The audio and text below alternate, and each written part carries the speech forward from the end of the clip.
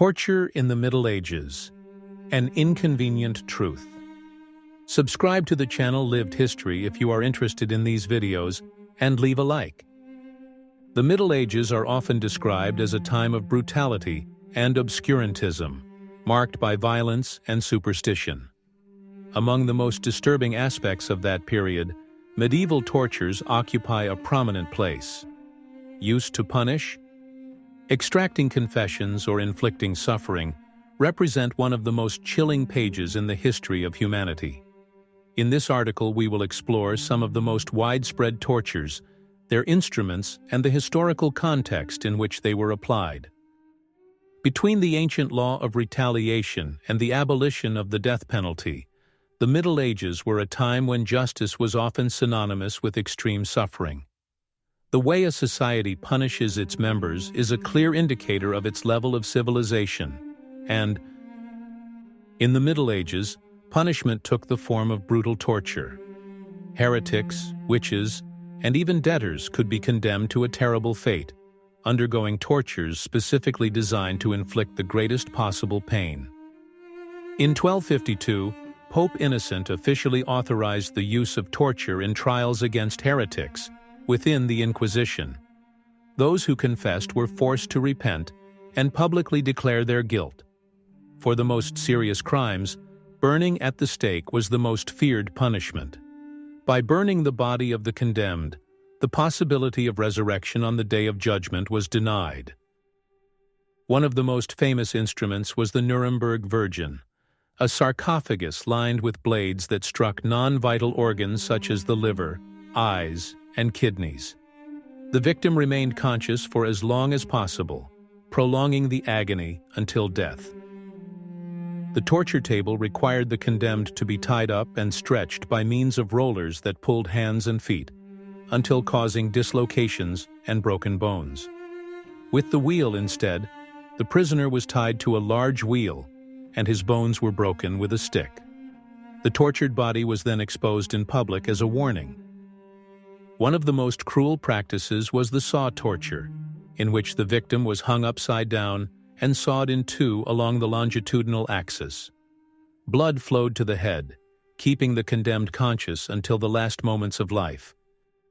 Made infamous by the voivode Vlad III of Wallachia, better known as Dracula, impalement involved driving a sharpened stake through the victim's body, usually from the anus to the mouth. Death came slowly, with excruciating pain. Reserved for women accused of adultery or abortion, the breast ripper was a cruel instrument equipped with hooks, used to tear off the breasts of its victims. The knee breaker destroyed the victim's leg joints, while the head breaker slowly crushed the skull, causing an excruciatingly painful death. In the Spanish donkey torture, the victim was forced to sit on a triangular beam, with weights tied to his feet to increase the pain. A variation was the Judas horse, in which the condemned was placed on a wooden pyramid with the weight of his body bearing down on his genitals. Used to punish heretics and women accused of witchcraft, the pear of torment was a metal device that was inserted into the mouth, anus, or vagina. Through a screw mechanism, the device expanded, tearing tissue and causing fatal wounds. A common torture method was the rope, which involved hanging the prisoner by the wrists and then suddenly releasing them, causing torn joints and excruciating pain. Red-hot tongs were instead used to tear the flesh alive, inflicting prolonged agony. A particularly cruel form of torture was water torture, the ancestor of modern waterboarding. The victim was immobilized and forced to swallow liters of water while a cloth was covered over his or her face, simulating drowning.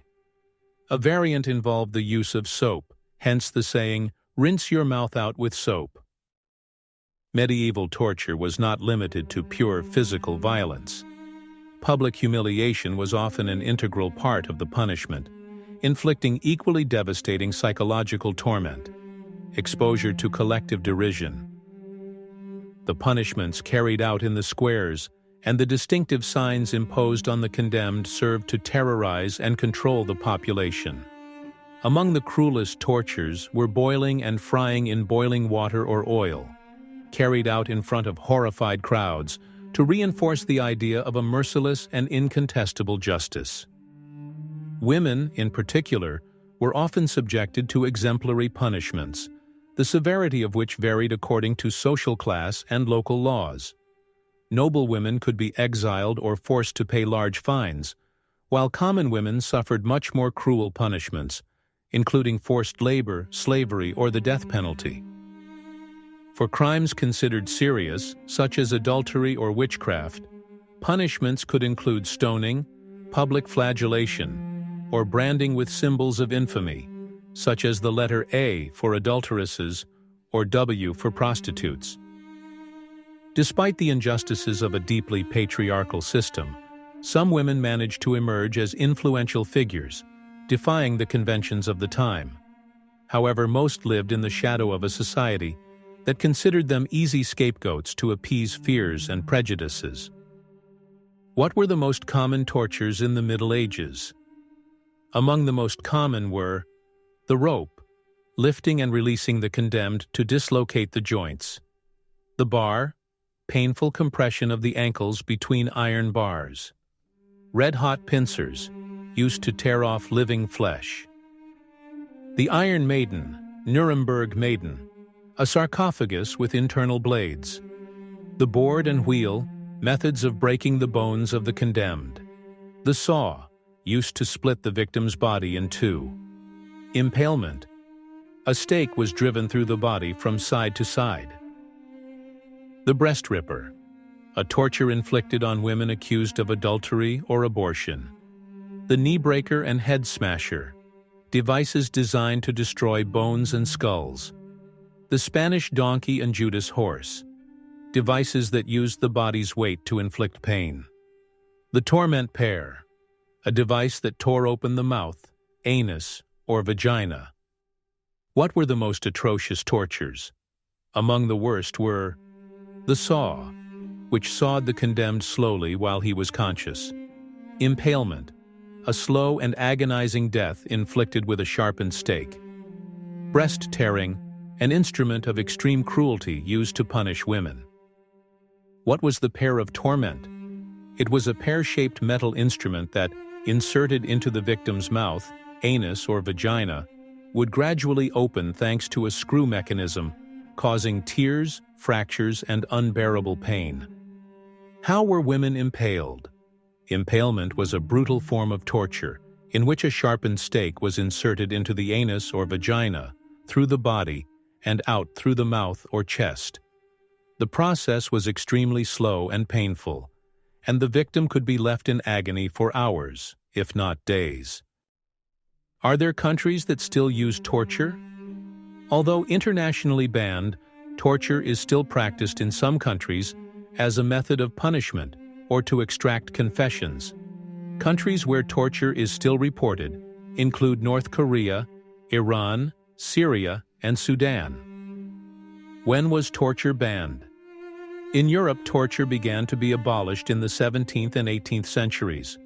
Globally, it was officially condemned by the United Nations Universal Declaration of Human Rights in 1948, although violations continue to occur. Medieval torture represents one of the darkest chapters in the history of humanity. Remembering these atrocities is not only an exercise in historical memory, but a warning against all forms of violence and injustice. Today, torture is universally condemned, but its memory must serve as a warning so that humanity never returns to such horrors. Let me know what you think in the comments and what video you would like to see next. Bye.